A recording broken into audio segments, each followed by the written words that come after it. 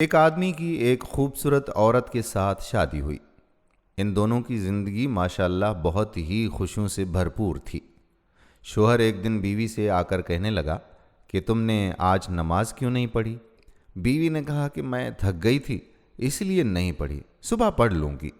شوہر کو یہ بات ناگوار گزری، مگر اس نے بیوی سے کچھ بھی نہیں کہا، خود جا کر وضو کیا، نماز پڑھی، تلاوت کی اور جا کر سو گیا۔ دوسرے دن کیا ہوا کہ بیوی کے اٹھنے سے پہلے ہی وہ اٹھ گیا۔ نماز پڑھ کر وہ سیدھا دفتر کے لیے نکل گیا، ناشتہ بھی نہ کیا، نہ بیوی کو اٹھایا۔ بیوی اٹھی، شوہر کو نہ پا کر بہت زیادہ پریشان ہوئی کہ اس سے پہلے کبھی ایسا ہوا تو نہیں تھا کہ وہ بن بتائے ہی نکل جائیں یا ناشتہ کیے بغیر چلے جائیں۔ پریشانی کے عالم میں شوہر کو فون کیا، لیکن شوہر نے کال اٹینڈ نہیں کی۔ وہ بار بار کال کرتی رہی، مگر شوہر کی جانب سے کوئی جواب نہ ملا۔ بیوی کی پریشانی بڑھتی ہی جا رہی تھی۔ کچھ گھنٹوں کے بعد کال کی تو شوہر نے فوراً کال اٹینڈ کر لی۔ بیوی نے ایک سانس میں ہی نہ جانے کتنے سوال داغ دیے۔ کہاں تھے آپ کو کتنی کالز کی ہیں میں نے، آپ جواب نہیں دے سکتے تھے؟ پتہ ہے یہ وقت مجھ پر کیسا گزرا ہے، آپ خود ذرا خیال نہیں کرتے، کم سے کم بتا تو سکتے تھے نا۔ اب شوہر کی آواز اس کے کانوں میں پڑی کہ تھکا ہوا تھا اس لیے لیٹ گیا تو مجھے نیند آ گئی۔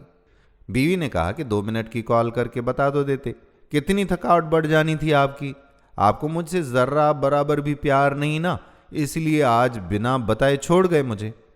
شوہر نے تحمل سے جواب دیا کہ کل آپ نے بھی تو اس پاک ذات کی کال کو نظر انداز کیا تھا۔ کیا آپ نے حی علی الفلاح کی آواز نہیں سنی تھی؟ وہ اللہ رب العزت کی کال تھی جو آپ نے تھکاوٹ کی وجہ سے سنی ہی نہیں۔ اس وقت بھی 5 منٹ کی ہی تو بات تھی، نماز پڑھنے سے آپ کی تھکاوٹ بھلا کتنی بڑھ جاتی۔ کیا آپ کو اپنے اس رب سے اتنا پیار بھی نہیں ہے جس نے آپ کو سب کچھ دیا؟ کیا پروردگار کو یہ بات پسند آئی ہوگی؟ جب یہ بات بیوی نے سنی تو بیوی پر سکتہ طاری ہو گیا اور روتے ہوئے بولی کہ خدارا پلیز مجھے معاف کر دے، مجھ سے غلطی ہو گئی ہے، اب میں سمجھ گئی ہوں، میں صدقے دل سے استغفار کرتی ہوں، میرا پروردگار مجھے معاف فرما دے۔ دوستو، سچا شریک حیات وہی ہے جو آپ کو دنیاوی تحفظ فراہم کرے اور خوشیاں فراہم کرے، خوشیوں کا سامان کرے، اور اس کے ساتھ ساتھ آخرت میں بھی آپ کو سرخرو کروائے اور آپ کے ساتھ کھڑا ہو اور آپ کو کبھی بھی بھٹکنے نہ دے، بھٹکنے سے بچائے۔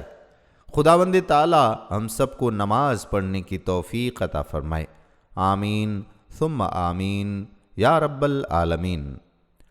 ہم امید کرتے ہیں کہ ہماری آج کی ویڈیو آپ کو پسند آئی ہوگی۔ اپنی دعاؤں میں اپنے میزبان قادر بخش کلہوڑو کو یاد رکھیے گا۔ اللہ حافظ۔